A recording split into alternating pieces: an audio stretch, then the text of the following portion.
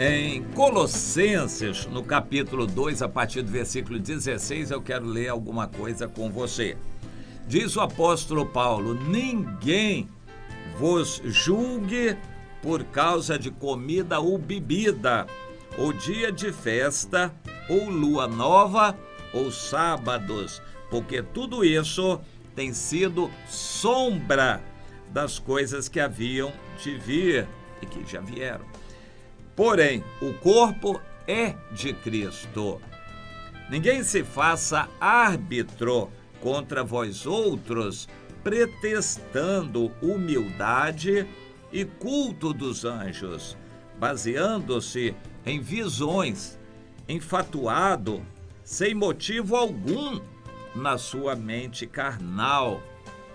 Bom, essa é uma palavra dura, séria e que tem que ser entendida para ser praticada no nosso meio. O apóstolo fala de corpo de Cristo, a igreja, e nós precisamos entender isto. Deus dá visões, revelações, manda profecias, que tudo isso precisa ser julgado, é fato.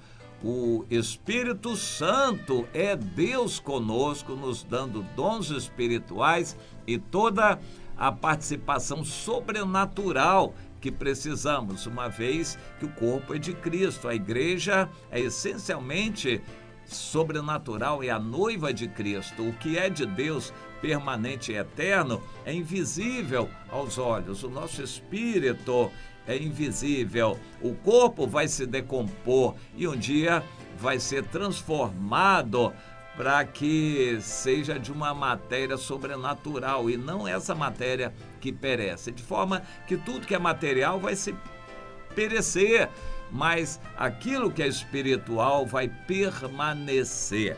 A igreja e a obra de Deus é essencialmente sobrenatural. Eu vou citar exemplos. Construir um grande templo não vai servir de nada na eternidade. Organizar um conjunto de doutrinas de uma grande denominação, uma grande organização eclesiástica, não vai ter valor nenhum na eternidade. Você conseguir ter realizado reuniões e um poder político muito grande na nação, isso não vai ter valor nenhum na eternidade. O que permanece são as pessoas e o que foi edificado nas pessoas. Este é o grande trabalho do cristão, amar seu irmão.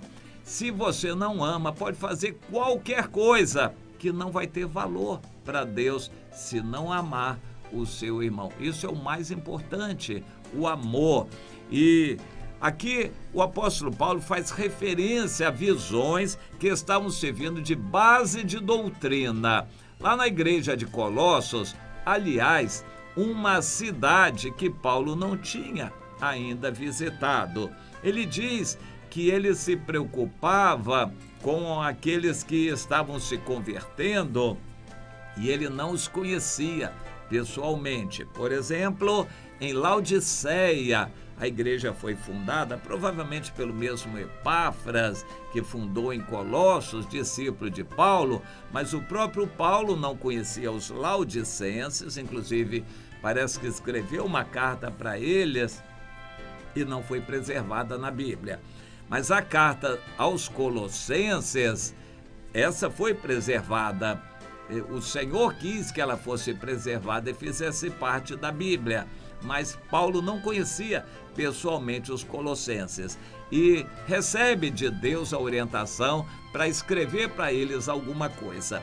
Parece que um dos assuntos assim que chocaram o apóstolo Paulo do que se praticava lá em Colossos era o culto aos anjos. Alguém tinha visão de anjos e começava a adorar anjos. E o apóstolo Paulo é usado por Deus para mostrar que isso não é para acontecer.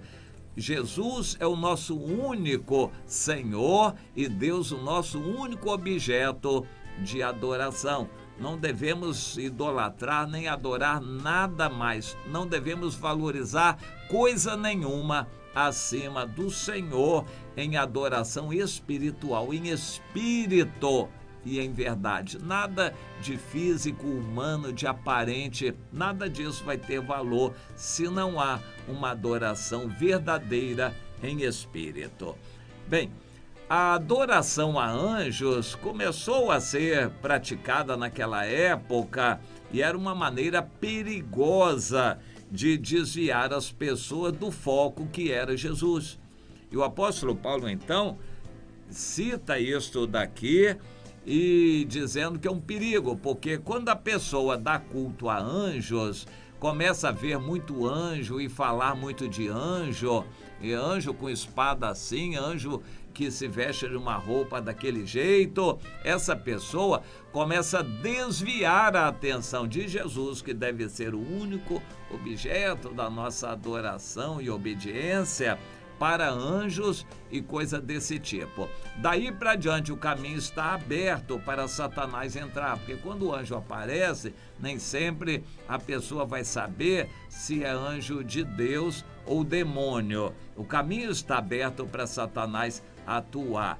E o apóstolo Paulo então diz que isso deveria ser cancelado, qualquer culto a anjos. Mas a pessoa estava dizendo que teve visão de anjos e que por isso precisava adorar aquele anjo. O apóstolo Paulo está dizendo nada disto. Nenhuma aberração espiritual, nenhuma revelação especial é mais importante do que a Bíblia. O que Deus dá pelo Espírito Santo, revelações, profecias, visões, isto vai complementar e fortificar a Bíblia. Em nenhum momento pode ir contra a Bíblia. Por outro lado, usando a Bíblia, não se deve supervalorizar e mal interpretar o Antigo Testamento. É uma aliança para Israel que precisa ser entendida assim. Tomar aspectos físicos, literais, materiais da antiga aliança e ficar idolatrando, valorizando no Novo Testamento está errado. Por exemplo, guardar dias e festas e rituais e cerimonialismo, simbolismo. A Igreja Católica se enveredou por esse caminho na Idade Média e nós sabemos que não foi um caminho aprovado por Deus. Mas depois vem os evangélicos seguindo o mesmo caminho, enfeitando o templo, símbolo disso e símbolo daquilo. A maçonaria exacerba nessas coisas, em simbolismo. Tudo é simbolismo e mistério lá na maçonaria. No catolicismo, aquilo valorizou tanto para eles aqueles símbolos, afrescos, pinturas, imagens, que eles passaram a valorizar o templo e a igreja passou para eles a ser o templo. Não tem nada de Deus nisto. E o apóstolo Paulo, então, está dizendo, essas coisas não são importantes. A nossa vida cristã é essencialmente vivida em espírito. A nossa adoração deve ser espiritual. A gente não deveria ter muita coisa para ficar vendo na frente, não. Hoje está na moda evangélica, todo o enfeite do salão com visuais, luzes, fumaça, com coisa desse tipo, para as pessoas gostarem. O melhor é a gente fechar os olhos para não ver essas coisas e ficar adorando a Deus em espírito. No entanto, essas coisas não devem servir para nos dividir. Se alguém acha que usar uma cruz é bom, que ele vai lembrar de Jesus na cruz, amém, que ele use. Eu não pretendo usar cruz e ficar valorizando a cruz. Mas se alguém usa, eu não acho problema, isso não deve nos dividir. Não, mas eu tive uma revelação que quem usa a cruz é pecado por causa disso ou daquilo.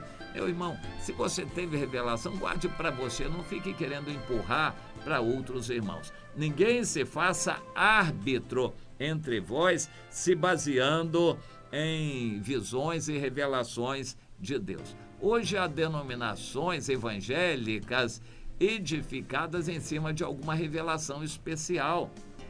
Revelação disso, a igreja que vai pregar a vinda de Cristo, a nossa igreja vai pregar a libertação, a igreja da libertação. A igreja não é da libertação, a igreja é de Jesus.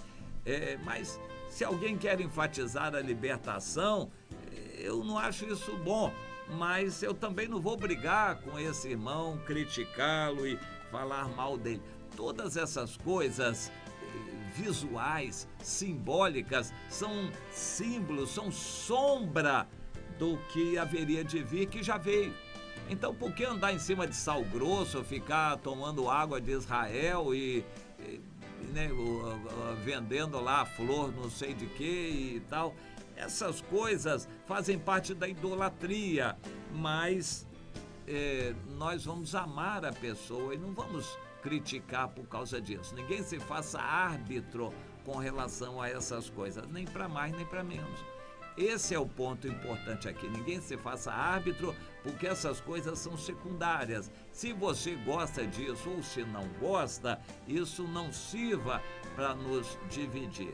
Comece a entender essas coisas, meu irmão, minha irmã, para você não ficar julgando seus irmãos e nem desprezando outros irmãos também. A nossa unidade é em Jesus e é essencialmente espiritual.